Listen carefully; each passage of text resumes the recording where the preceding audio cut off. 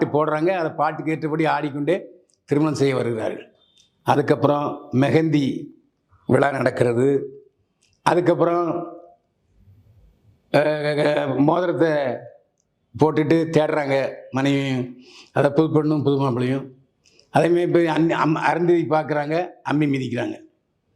இதெல்லாம் அந்த பிராமண முறைப்படி, வைதீக முறைப்படி திருமணம் நடந்தது. ஏன்னா செல்லும், பிரச்சனையே இல்லை. ஏன்னா பிரியங்காவும் இந்து தான், அதனால் பிரச்சனையே இல்லை. இந்த திருமணம் ஏன் ரகசியமாக நடந்தது, அதுவும் அவசரமாக நடந்தது.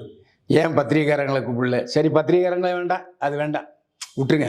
ஆனால் பிரியங்காவுக்கு சினிமாவில் நிறைய தோழிகள், நடிகை தோழிகள் இருக்கிறார்கள்.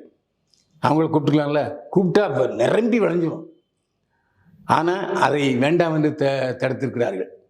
ஏன்னு சொன்னால், இது பிட்டு பிட்டாக